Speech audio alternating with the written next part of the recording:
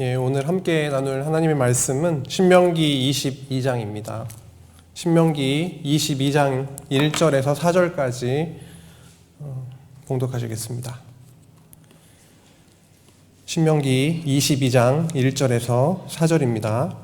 내 형제의 소나 양이 길을 잃은 것을 보거든 못 본 채 하지 말고 너는 반드시 그것들을 끌어다가 내 형제에게 돌릴 것이요 내 형제가 내게서 멀거나 또는 내가 그를 알지 못하거든 그 짐승을 내 집으로 끌고 가서 내 형제가 찾기까지 내게 두었다가 그에게 돌려줄지니 낙이라도 그리하고 의복이라도 그리하고 형제가 잃어버린 어떤 것이든지 내가 얻거든 다 그리하고 못 본 채 하지 말 것이며 내 형제의 낙이나 소가 길에 넘어진 것을 보거든 못 본 채 하지 말고 너는 반드시 형제를 도와 그것들을 일으킬지니라. 아멘. 예, 지금 신명기 22장 말씀을 읽었는데요. 이스라엘 자손은 40년 광야 생활을 마치는 그런 끝자락에 지금 와 있습니다. 이제 요단강만 훌쩍 넘으면은 꿈에 그리던 그 젖과 꿀이 흐르는 가나안 땅입니다. 그런데 여호와께서는 광야 40년 동안에 태어난 신세대 그들에게 약속의 땅 가나안에 들어가기에 앞서서 모세를 통해서 특별한 교육을 하고 있습니다. 우리는 이 내용을 신명기를 통해서 그렇게 만나게 되죠. 신명기를 그 한자로 쓰면은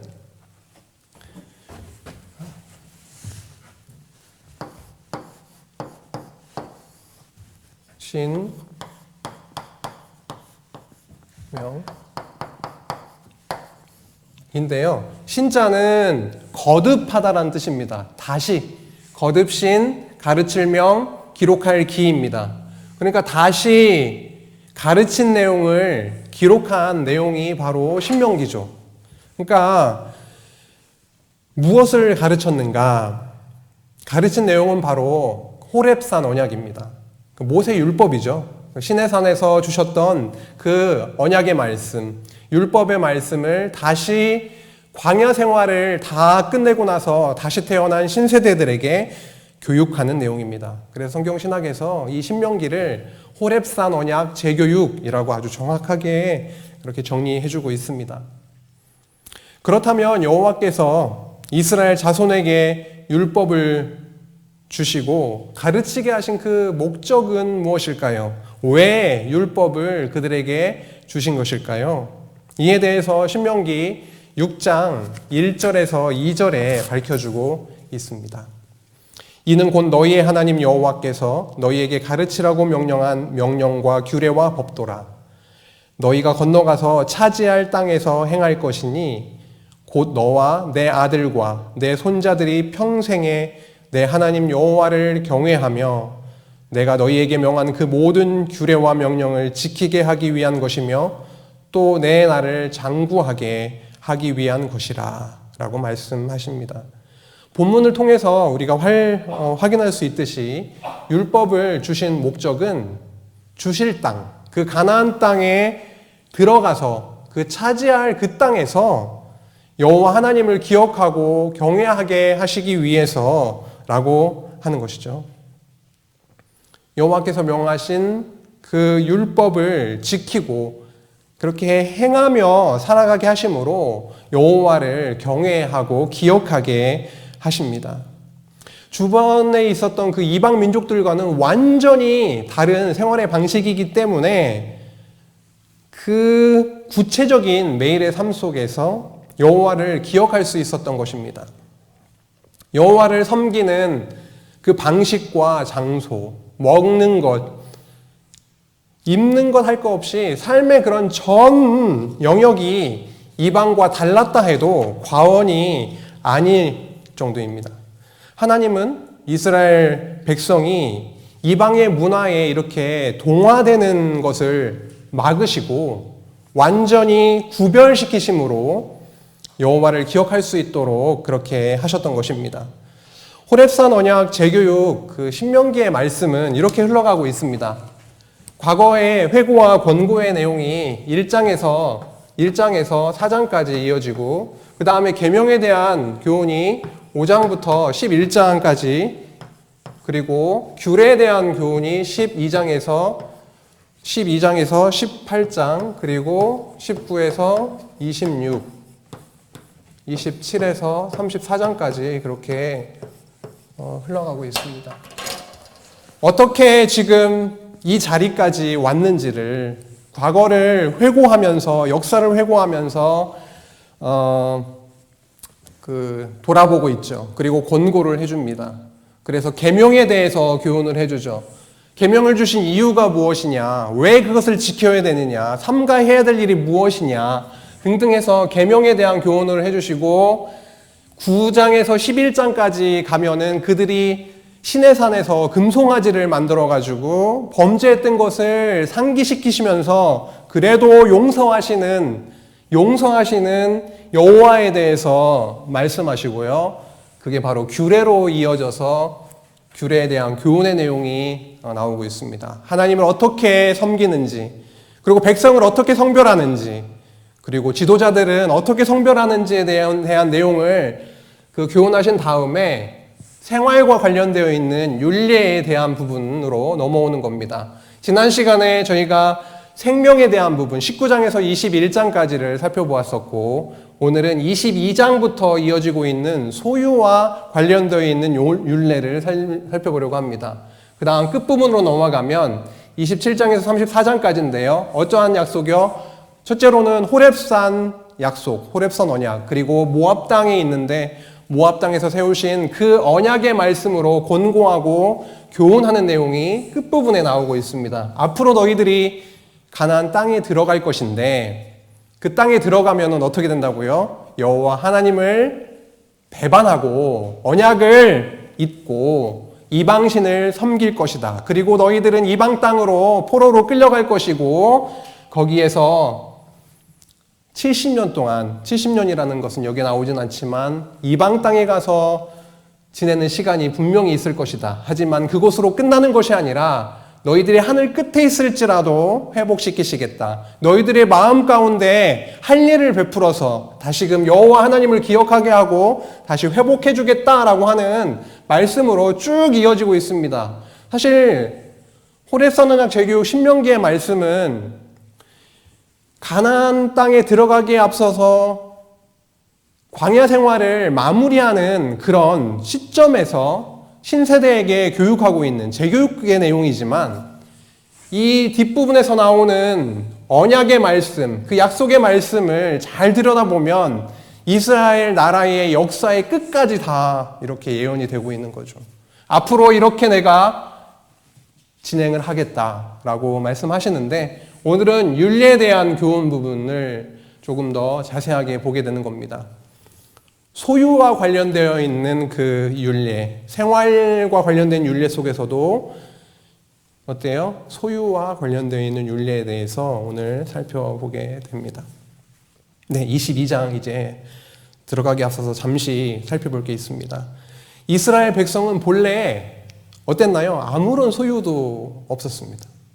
하나님께서 주권적으로 아브라함을 갈대아 우르에서 부르셔서 가나안 땅에 오게 하셨죠. 그리고 그에게 하늘의 별을 보라. 저 많은 별처럼 너희의 자손을 번창시켜 주겠다.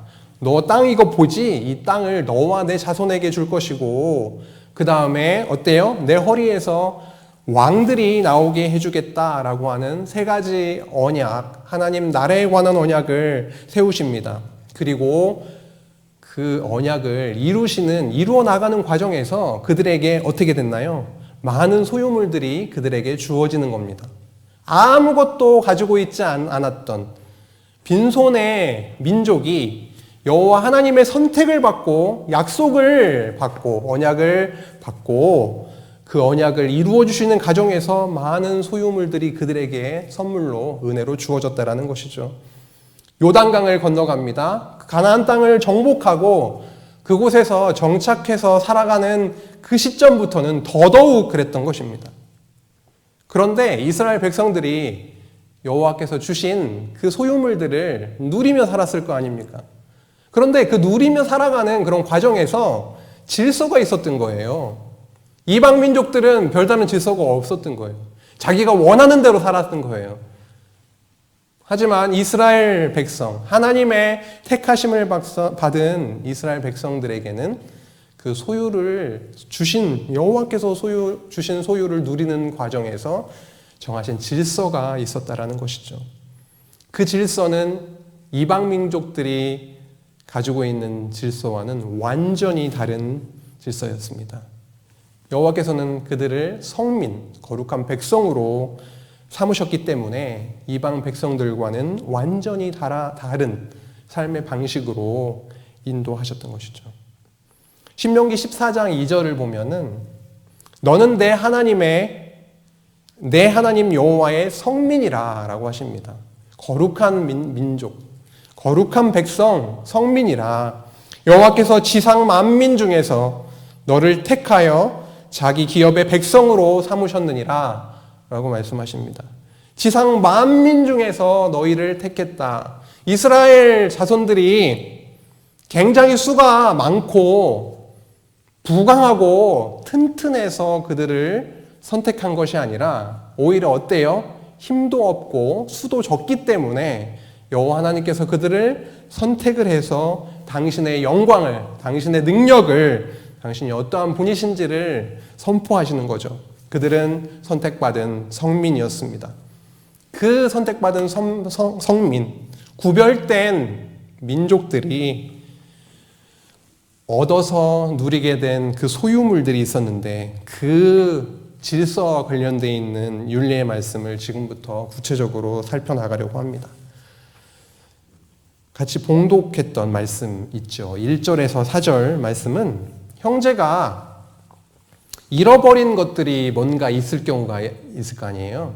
근데 그 어떠한 것이라도 형제가 잃어버린 뭔가가 있다면은 그 형제에게 돌려주라 라고 하는 겁니다. 하나님은 형제가 잃어버린 어떠한 것이라도, 성경에서 방금 읽었으니까 뭐뭐가 있었던가요? 소, 양, 나귀, 의복일지라도, 그러니까 무엇이더라도, 신발이라도, 이게 다 그런 거예요. 모든 것을 발견하면 잃어버린, 주인에게서 멀어진 어떠한 것이라도 발견을 하면 못 본 채 하지 말고 반드시 그 형제를 찾아 돌려주라고 강조하고 있습니다. 그러니까 한글 성경에는 반드시라고 하는 단어가 나오는데 원문을 보니까 반드시 직접적으로 반드시 이런 단어가 아니라 돌려주고 돌려줘라 이렇게 강조하고 있는 거예요. 꼭 돌려주라고. 그러니까 반드시라고 번역을 한 겁니다. 똑같은 돌려주라라고 하는 동사를 2번 연속 쓰면서 강조하고 있는 거예요. 진짜 돌려주고 꼭 돌려줘야 돼 이런 겁니다. 반드시 돌려주라는 겁니다. 그 이유가 있을 거 아닙니까? 이스라엘 백성은 이 율례를 따라 생활을 하면서 각자에게 베풀어 주신 그 소유, 우리에게 주신 이 여호와 하나님에 대해서 기억을 했을 것입니다. 예를 들자면 이런 겁니다. 그래, 과거에 우리 부모님들은 애굽에서 살았었지. 근데 애굽에 들어갈 때는 그 곤궁한 기근 중에 반드시 들어갔잖아요, 70명이. 그런데 나올 때는 그들로부터 오히려 은금 패물과 의복들을 오히려 하나님이 탈취하게 해서 그들의 손에 가득히 안겨줘서 가지고 나오게 하셨었지. 그래, 여호와께서 가나안 땅에 우리로 들어오게 하셔서 정착하게 살게 하셔서 우리 이렇게 많은 것들을 누리게 하셨지 라고 하면서 그 소유물의 주인을 찾아주면서 이것이 우리의 노력으로 얻은 것이 아니라 여호와 하나님께서 당신이 선물로 은혜로 우리에게 주신 거지 라고 하면서 기억을 하게 됐다는 것이죠. 주인 잃은 소유물을 반드시 주인에게 돌려주라 라고 하는 이 율례의 말씀, 어느 분이 떠오릅니까? 당연히 예수 그리스도가 떠오르실 거예요. 예수님은 이 땅에 오셔서 99마리의 양보다 길 잃은 양 한 마리를 소중히 여기셨습니다. 당신의 택하신 백성, 그 한 영혼을 위해서 구원하시는 것이 그렇게도 기쁘셨던 그 예수 그리스도를 통해서 당신의 소유된 그 한 영혼이라도 잃지 않으시고 놓지 않으시고 그렇게 찾으시는 주인을, 우리의 주인이 누굽니까? 예수 그리스도 아닙니까? 주인에게 돌아가게 하시는, 취하시는, 당신의 백성으로 삼으시는 그 일이 예수 그리스도를 통해서 성취되었었다라는 것이죠. 죽기까지 그렇게 당신의 백성을 찾으셨던 겁니다. 그래서 그 결과 어떻게 됐습니까? 베드로전서 2장 9절에 보니까 베드로 사도가 이렇게 얘기합니다. 그리스도의 소유가 된 특별한 백성이라고 우리를 명명합니다. 그리스도의 너는 거룩한 백성이 되었다라고 하는 것이죠. 특별한 소유가 됐다라고 하는 겁니다. 다음으로 넘어가 볼까요? 5절입니다. 남자와 여자가 서로 무엇을 하지 말라고 나와 있습니까? 5절에 보니까 의복을 바꿔 입지 말라라고 하는 겁니다. 만약에 남자가 여자의 옷을 입고 여자가 남자의 옷을 입을 경우에는 남녀를 구분하는 게 상당히 모호해지죠. 이렇게 될 경우에 그 당시에 이방 신전에서는 남자가 남자끼리, 여자가 여자끼리 아주 난잡한 성행위를 통해서 여호와 하나님 앞에 굉장히 가증한 자가 되었던 것이죠. 이스라엘 백성들도 만약에 그들이 하는 것처럼 옷을 마음대로 자기들이 원하는 대로 남자가 여자의 옷을, 여자가 남자의 옷을 그렇게 입었을 경우 그들도 그들의 그런 삶의 모습대로 따라가게 되어서 여호와 하나님 앞에 범죄하게 되는 결과가 나오게 되는 거죠. 그렇게 되면은 정상적인 관계가 아니기 때문에 생육 번성의 언약이 성취될 수가 없는 거죠. 자손 번창에 지대한 걸림돌이 되기도 하고 이것은 성병으로 인해서 이스라엘 백성들의 건강에 완전히 좋지 않은 직격탄을 날리게 되는 결과로 빠지게 될 수 있기 때문에 여호와 하나님께서는 남자가 여자의 옷을, 여자가 남자의 옷을 그렇게 바꿔 입지 말라라고 말씀하고 있습니다. 이스라엘 백성들에게 있어서 옷은 굉장히 중요했습니다. 옷을 딱 보면 저기 이스라엘 백성이구나를 알아보는 거예요. 어떻게 해요? 이따 나옵니다. 뒤에 옷에 표시를 해요. 저 보니까 이스라엘 백성이구나 를 알아보는 겁니다. 옷은 굉장히 중요해요. 근데 그것을 어떤 질서에 의해서 옷도 입으라는 것이죠. 의복과 관련되어 있는 이 율례는 계시록 19장 7절에서 8절을 가보면은 장차 우리 성도가 어린 양의 혼인잔치에 초대를 받게 됩니다. 거기에 누가 있으시겠어요? 신랑이 있겠죠. 예수 그리스도, 영원한 신랑 되신 예수 그리스도가 계신 그 어린 양의 혼인잔치에 우리 성도가 초대를 받게 되는 것이죠. 거기에서 우리는 뭐가 되는 거죠? 신부가 되는 겁니다. 신부가 입은 옷이 있어요. 거기에서 빛나고 깨끗한 세마포 옷을 거기에서 입게 된다고 말씀하십니다. 그리고 갈라디아서 3장 27절에 보니까 그리스도 예수 안에서 하나님의 아들이 된 우리 성도는 그리스도와 연합하는 세례를 통해서 예수와 함께 죽고 사는 그 세례를 통해서 그리스도로 옷 입었다라고 말씀하고 있습니다. 저희는 특별한 옷을 입고 사는 존재들입니다. 다양한 옷을 입으시잖아요. 집에 계신 성도님들은 좀 편한 옷을 입으셨을 수도 있겠지만 다양한 옷을 입고 살아가는데 사실 저희들이 입고 있는 그 신령한 옷은 예수 그리스도로 옷 입었다라고 말씀하고 있는 거죠. 신령한 옷. 완전히 우리가 겉으로 이렇게 드러나는 이런 옷이 아니라 예수 그리스도로 옷 입은 자들이라는 거죠. 앞으로 우리는 그 영원한 하나님의 나라 그곳에서 그리스도의 신부로서 어떤 옷이요? 빛나고 깨끗한 그 세마포 옷을 입게 될 것입니다. 그 다음으로 넘어가 볼까요? 6절에서 7절 보니까 좀 재밌는 얘기가 나옵니다. 사냥을 이렇게 밖에 나갔는데 새 새끼 그리고 어미새가 있는 겁니다. 둥지에. 그런데 그 중에 뭐만 취하라는 것이죠? 새끼만 취하라는 겁니다. 새 같은 경우에는 이스라엘 백성들에게 있어서 제사 드릴 때 제물로 사용이 되었죠. 그리고 먹는 양식으로도 취해졌습니다. 그런데 어미새를 취했을 경우에 어떤 결과가 나올까요? 어미를 마음대로 그냥, 사실 뭐가 더 경제적입니까? 뭘 잡을 때 새끼를 잡는 게 먹을 게 많아요. 어미를 잡는 게 먹을 게 많아요. 일반적으로는 어미를 잡고 그러겠죠. 새끼 갖고 가서 뭐 하겠어요? 그런데 새끼를 취하라고 하는 겁니다. 창세기 1장 22절에 보니까 이런 말씀이 있습니다. 새들도 땅에 번성하라. 하나님은 인간만 번성하는 것을 좋아하시는, 선하게 여기시는 것이 아니라 인간들의, 당신의 택한 백성들에게 양식이 될 것을 번성시키시는 것도 즐거워하셨다는 것이죠. 그래서 새들이 멸종되는 거 원하시지 않으세요. 그리고 그 새는 당신이 받으시는 제사의 제물이 되기도 하고요. 그래서 새끼를 취하라고 하는 것이죠.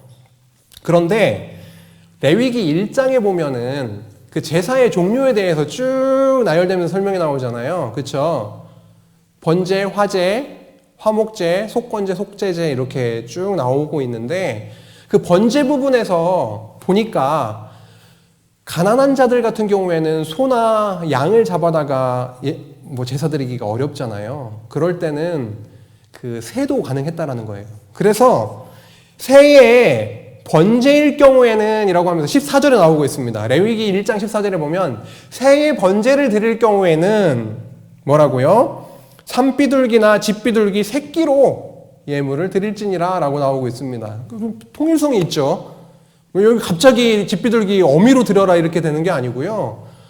가난해가지고 뭔가 없을 때 들에 가서 둥지를 봐서 새끼라도 있으면 그거를 갖다가 하나님이 주신 그 소유 갖다가 나는 아무것도 없어서 하나님께 나아가서 제사 드리고 용서함을 받을 수 없는데 하나님께서 이렇게 주신, 나는 아무것도 없지만 이 소유물을 귀하게 갖다가 여호와 하나님 앞에 드리면 용서해 주신다라는 거죠. 이런 말씀이 또 나오고 있습니다. 이방인들은 이랬을까요? 제가 어렸을 때 형들 쫓아다니면서 새도 잡아보겠는데 가서 다 웬만하면 어미새를 잡으려고 그러지 새끼는 쳐다보지도 않죠. 알은 좀 갖고 와서 좀 먹을까 그 정도는 됐지만 근데 완전히 다른 거죠. 어미와 알은 남겨놔야 뭔가 이제 번창이 되는 거고 태어난 알간 새끼를 갖다가 먹거나 아니면 제사를 드리라고 하는 겁니다.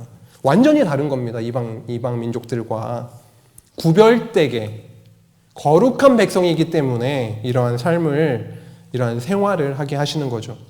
8절로 넘어가면 이게 굉장히 짧은 말씀인데도 이러한 의미들이 담겨 있다라고 하는 게 참 신기하고 놀랍습니다. 8절에 보니까 집 지을 때, 새로 집을 지을 때 난간을 만들라고 합니다. 고대 이스라엘의 지붕이 완전 평평했습니다. 그래서 지붕 또한 생활의 어떤 공간으로 여겨졌고요. 날씨가 매우 무더울 때에는 그 지붕에 올라가서 잠을 자기도 하고 그랬죠. 그런데 여호와께서는 너희들이 새로 집을 지을 때에는 그 지붕에 난간을 만들라라고 하는 겁니다. 난간이 뭔지 아시죠? 뭔가 세워가지고 안전하게 떨어지지 않도록 하라라고 하는 것이죠. 이스라엘 당신의 백성이 지붕에서 떨어져서 생명을 잃는 일이 없도록 하기 위함이었습니다. 우리 하나님 너무 세심하고 자비가 넘치지 않습니까? 집을 만드는 방법도 이렇게 세밀하게 지붕에 난간을 만들어라. 왜? 내가 너희를 너무도 소중하게 생각하고 너희의 생명 하나도 내가 잃고 싶지 않으니까 난간을 만들어라 라고 하는 것이죠. 근데 열왕기하 1장에 보니까 북이스라엘 아하시아라고 하는 왕이 그 다락에 난간에서 떨어져가지고 병들어서 죽은 사건이 있었어요. 그러니까 떨어질 수 있습니다. 그렇죠? 실족을 한다거나 부주의로 인해서 충분히 떨어져서 죽을 수 있는 상황이죠. 그래서 당신의 백성을 그렇게 보호해 주시는 그런 생활, 소유된 그 집을 지을 때 여호와께서 집을 짓게 하셔서 그 집을 소유하게 될 때 지붕에는 난간을 만들어라 라고 그렇게 말씀하고 계십니다. 9절에서 11절은 한번 같이 읽고 나누도록 하겠습니다. 22장 9절에서 11절 같이 한번 읽도록 하실게요. 9절에서 11절입니다. 내 포도원에 두 종자를 섞어 뿌리지 말라. 그리하면 내가 뿌린 씨의 열매와 포도원의 소산을 다 빼앗길까 하노라. 너는 소와 나귀를 결의하여 갈지 말며 양털과 배실로 섞어 짠 것을 입지 말지니라 라고 하십니다. 여호와께서 밭에 씨를 뿌릴 때 특이한 또 말씀을 하시는 겁니다. 씨를 섞어가지고 뿌리지 말라라고 하는 것이죠. 그리고 짐승을 이용해서 밭을 갈 때 소와 소 이렇게 같은 종을 이용해서 밭을 갈아야지 이쪽은 소, 이쪽은 나귀 이렇게 하지 말라라고 하는 것이죠. 그 다음 실을 이용해서 옷감을 짤 경우에 섞어서 짜지 말라라고 하는 겁니다. 그런 것을 섞어 짠 옷감으로 만든 옷을 입지 말라라고 하는 거예요. 하나님이 세상을 창조하실 때 있잖아요. 창조에 그런 어떤 질서가 있었습니다. 각기 그 종류대로 창조했다라는 말씀이 엄청 반복적으로 나오고 있습니다. 1장에 보시면 각기 그 종류대로 말씀. 식물도 각기 그 종류대로, 동물도 각기 그 종류대로, 새들도 각기 종류대로, 각기 그 종류대로 섞어지는 그런 것이 아니라 분명하게 구분이 돼서 그 종류대로 창조하셨다라고 말씀하시죠. 그 질서가 있는 거죠. 이방 민족들은 이러한 부분들에 있어서 차이가 났을 거고요. 옷의 경우를 한번 보면은 조금 자세히 보면은 양털하고 배실로 그 섞어 짠 것을 입지 말라라고 하시거든요. 그 이유는 또 한 가지가 있습니다. 성경에서 섞어 짜가지고 옷을 만들거나 옷감을 지어서 뭘 만드는 경우가 있어요. 지금 일반 백성들이 배실과 어떤 거요? 양털을 양모, 그 양털로 섞어 짠 옷을 입지 말라라고 하는 건데 성경에 보니까 두 가지가 있습니다. 이렇게 섞어가지고 짜는 경우가 있어요. 뭐냐면 출애굽기 39장에 보면은 제사장을 위한 거룩한 옷을 만들 때, 에봇을 만들 때는 섞어서 짭니다. 그리고 또 한 가지가 있어요. 출애굽기 36장에 보면은 성막을 만들 때, 뭐 휘장을 만들고 성막을 만들고 할 때 있잖아요. 그때는 섞어서 짭니다. 배실과 무슨 색실 해가지고 막 다양하게 형형색색 해가지고 막 만들고 그러잖아요. 그 두 가지 경우에 종교적으로 아주 굉장히 거룩한 옷, 거룩한 장소를 만들 때 사용하기 위해서 만들 때는 섞어 짤 수가 있는데 일반 백성이 이렇게 생활 속에서 섞어 짠 옷을 입지 말게 하시는 겁니다. 이방 민족들 같은 경우에는 분명 이런 기준에 의해서 살지는 않았을 거고요. 그래서 이렇게 씨앗을 밭에 뿌릴 때도, 그리고 짐승을 이용해서 밭을 갈 때도, 그리고 옷을 지어서 입으며 살 때도 여호와 하나님을 그렇게 기억하게 하셨던 거죠. 일반적으로 사람은 뭔가 이렇게 동화되는 것은 쉽지만 이렇게 구별되는 것은 어렵잖아요. 그렇죠? 여호와께서 이스라엘 백성을 이방 민족들과 구분해가지고 거룩한 백성으로 삼아주셨죠. 거룩한 백성으로 삼아주셨다라고 하는 겁니다. 그러니까 많은 백성들이, 아까 이 세상에, 이 지상에 많은 백성들이 있는데 너희들을 선택했다라고 하시잖아요. 지상 만민 중에서 너희들을 선택했다, 구별해내었다라고 하는 것이죠. 저희는 어떻습니까? 오늘날. 오늘날 이 세상에 많고 많은 사람들 중에 제가 오늘 인터넷을 검색을 해보니까 오늘 기준으로 78억이 조금 안 돼요. 지상에 있는 사람들이 78억입니다. 그 중에 우리를 택하셨다는 거예요. 그래서 하나님의 성도로 살아가게 하시는 은혜를 저희에게 특별하게 주셨구나라고 하는 것이 떠오르죠. 로또 아시죠? 로또 확률 1등으로 당첨될 확률이 814만 5060분의 1이래요. 그런데 제가 78억을 이 확률로 또 이렇게 나눠보니까 우리는 로또 1등 당첨될 그 확률에 957배 힘든 확률의 주인공이 돼버린 거예요.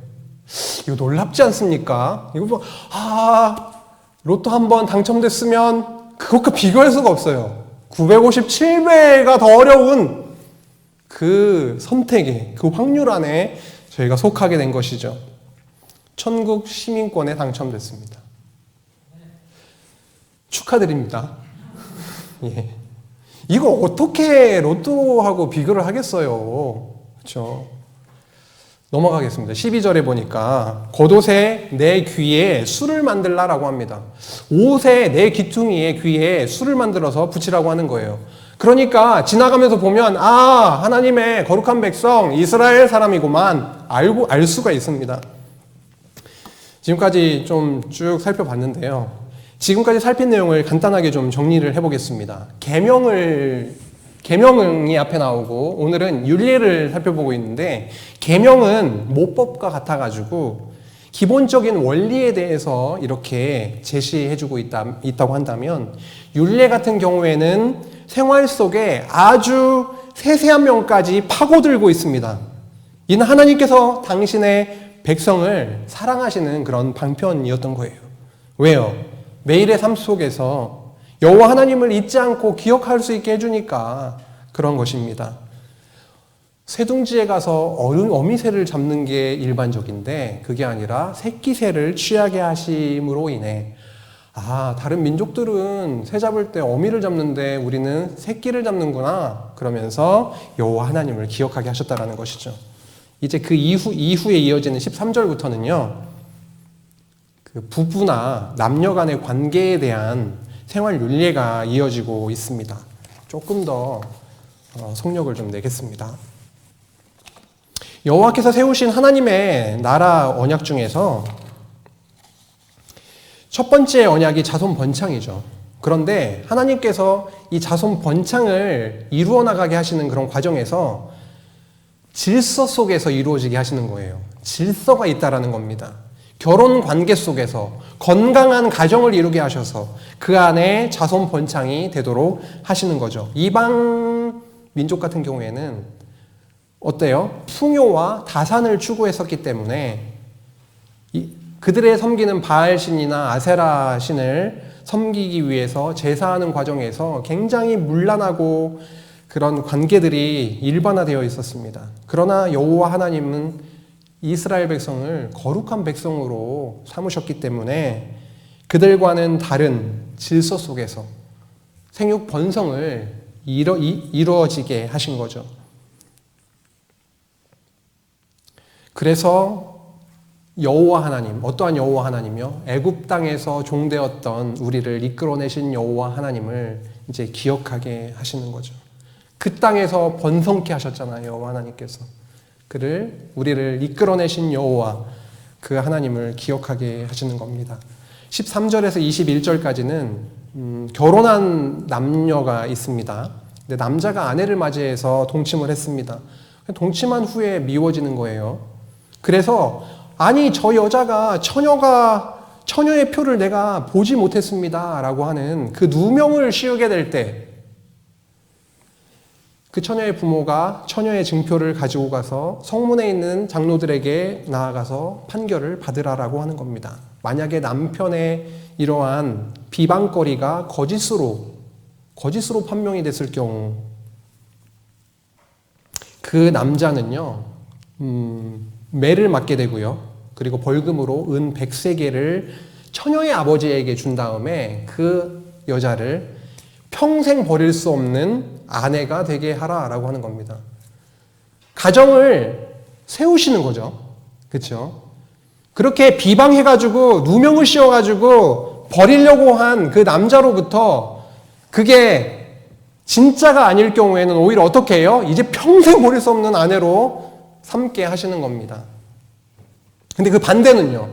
처녀가 진짜로 내가 처녀입니다라고 하는 증명을 할 수 없을 경우에는 돌로 치라라고 하는 겁니다. 너무 잔인한 거, 너무 이거 강력한 거 아니야?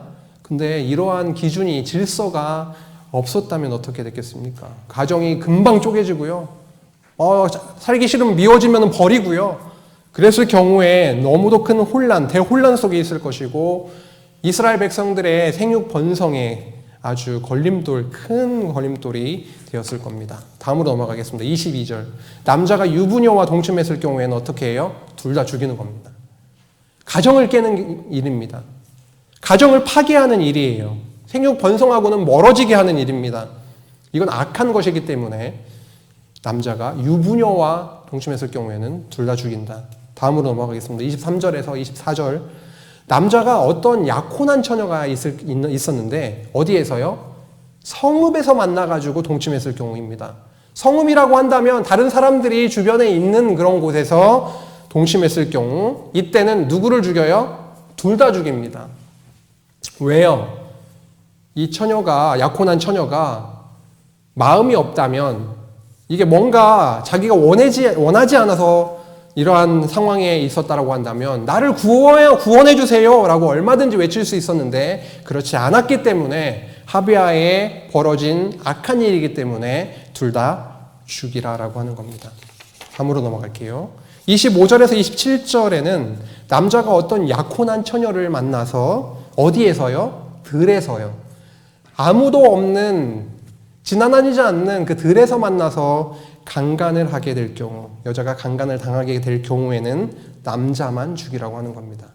아무리 들에서 큰 소리로 구원해 주세요라고 부르짖어도 구원을 받을 수 없는 상황이기 때문에 이러한 경우에는 남자만 죽이라라고 말씀하십니다.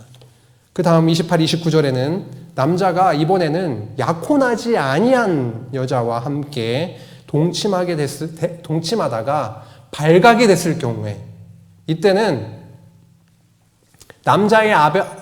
여자의 아비에게 은 50세겔을 주고 처녀를 평생 동안 아내로 삼으라라고 그렇게 말씀하시는 겁니다. 그 다음에 30절로 넘어가면 아버지의 아내를 취하여 아비의 하체를 드러내지 말라. 아버지의 아내를 취하면 어떻게 되겠습니까? 아버지의 부부가 문제가 생기는 거 아니겠습니까? 지금 쭉 한번 보시니까 어떤 지금 특징들이 있습니까? 어떤 질서가 느껴지시죠?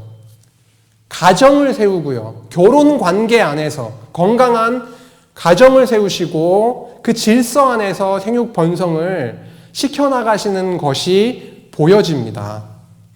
이렇게 여호와 하나님께서 당신의 성민에게 택하신 백성에게 주신 그 소유와 관련되어 있는 그 율례를 통해서 그 질서를 통해서 분명히 이방 민족과 완전히 다른 생활을 하게 하신다라고 하는 것을 확인할 수가 있었습니다. 길게 오셨습니다. 지금까지 신명기 22장을 통해서 소유 질서와 관련이 있는 생활에 대한 율례를 살펴봤는데요. 이제 이스라엘 백성들은 요단강만 땅 넘어가게 되면은 가나안 땅을 차지하게 될 겁니다. 오늘 말씀은 앞서 읽었던 것처럼 가나안 땅에 들어가서 행하게 될 말씀이죠. 가나안 땅에 들어가서 얻게 될 그 소유들을 어떠한 질서 속에서 누리게 하실지에 대한 그런 내용이었습니다. 오늘의 키워드는 질서가 되겠네요. 주신 것들이 많이 있는데 그러한 것을 이방과 완전히 다른 그 질서 속에서 누리게 하시는 그 율례라는 것이죠. 이스라엘 백성들의 그 생활의 방식은 완전히 이방인들과 달랐고 극과 극의 차별화된 생활 방식 속에서 여호와 하나님을 기억하고 경외하게 하셨습니다. 이스라엘 자손은 본래 400년 동안 애굽에서 뭐 하며 살았던 자들인가요? 물론 많은 고통을 당하기도 했지만 이방 나라 이 애굽인들과 섞여 살면서 이방인들이 섬기고 있는 그들의 신을 섬기며 살았던 죄악 가운데 있었던 자들이었죠. 그런데 여호와께서 아브라함에게 약속하신 것처럼 그 때가 되니까 그들을 애굽에서 이끌어내신 겁니다. 그리고 그들을 성민으로 삼으셨고 성민이 어떻게 살아가야 되는지에 대한 구별된 그 생활의 방식을 명하신 것이죠. 광야 신세대들에게 있어서 앞으로 우리가 성민으로서 어떻게 여호와 하나님을 기억하며 살게 하시는지에 대한 그 교육, 그 말씀, 재교육의 말씀은 생명과도 같았다는 겁니다. 오늘 신명기 22장 소유 질서와 관련된 생활에 대한 윤리의 말씀을 통해서 어떠한 하나님을 우리는 확인을 했습니까? 어떠한 하나님을 우리는 배우게 되었나요? 하나님은 택하신 백성의 한 생명 한 생명도 굉장히 매우 귀하게 보신다는 것을 저희가 확인했습니다. 그리고 명하신 그 질서 속에서 여호와 하나님을 기억하고 경외하며 살게 하시려고 바로 이 신명기의 말씀, 율법의 말씀을 주셨습니다. 그런데 하나님의 거룩한 백성에게 이 말씀, 이 호렙산에서 주셨던 이 말씀에 대한 재교육의 이 시간이 왜 그렇게 소중했을까요? 신명기 32장 46에서 47절 말씀인데요. 함께 읽겠습니다. 신명기 32장 46, 47절 말씀입니다. 32장 46, 47절입니다. 그들에게 이르되 내가 오늘 너희에게 증언한 모든 말을 너희의 마음에 두고 너희의 자녀에게 명령하여 이 율법의 모든 말씀을 지켜 행하게 하라. 이는 너희에게 헛된 일이 아니라 너희의 생명이니 이 일로 말미암아 너희가 요단을 건너가 차지할 그 땅에서 너희의 날이 장구하리라. 아멘. 이스라엘 백성에게 있어서 호렙산 언약의 말씀은 뭐라고요? 생명이라고 하십니다. 여호와 하나님께서 생명의 주 되시죠. 근원입니다. 생명의 근원 되신 여호와 하나님, 그 여호와 하나님께서 주신 율법의 말씀 안에서 하나님의 통치를 받고 살아가는 그들에게 바로 생명이 있다라는 것이죠. 이러한 오늘 살펴본 소유와 관련되어 있는 율례의 말씀, 이 말씀이 예수 그리스도에 의해서 어떻게 또 이루어졌을까요? 잘 아시는 말씀, 누가복음 24장 44절의 말씀에 의하면 신명기 22장의 말씀 역시도 이 소유 질서에 대한 율례 역시도 그리스도에 대한 언약의 말씀입니다. 우리가 확인할 수 있었듯이 이스라엘 백성에게 주신 그 소유와 관련된 일정한 질서가 있었죠. 예수 그리스도는 만물의 주로 이 땅에 오셨죠. 그리고 이 땅에 오셔서 구약에 언약하신 대로 특히 선지서에서 예언한 대로 죽으시고 부활하심으로써 창세전에 나의 것이다, 나의 소유다 라고 점 찍어놓은 확정한 그 자들을 당신의 소유로 삼으셨다라는 것이죠.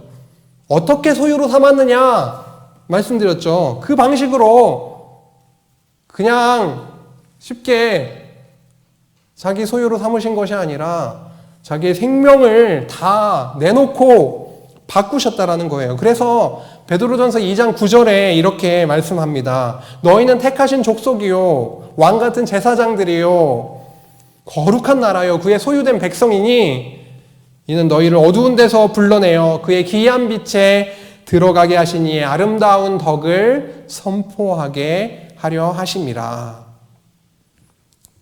우리는 구약의 언약대로 오신 예수 그리스도의 그 의를 덧입었어요. 갈라디아서 3장 27절 아까 살펴본 대로 예수 그리스도로 우리가 그 세례를 통해서 그리스도의 죽으심과 살아나심을 통해서 그리스도로 옷 입은 자들이라고 하는 것이죠. 한번 다시 보세요. 어떤 옷을 입고 있으신지. 그 옷을 입고 있습니다. 예수 그리스도께서 입혀주신 그 옷을 입은 자들입니다. 그 결과 우리는 아무런 노력이나 공로 없이 전적인 은혜로 거룩한 나라의 특별한 소유가 되어버린 겁니다. 천국 시민권, 더 말씀 안 드리겠습니다. 957배, 그 놀라운 일이 우리 안에 일어난 겁니다. 그래서 우리 성도는 왕 같은 제사장의 신분으로 이제 하나님께 직접 나아갈 수 있게 되었으니 얼마나 감사하고 신나는 일인가요?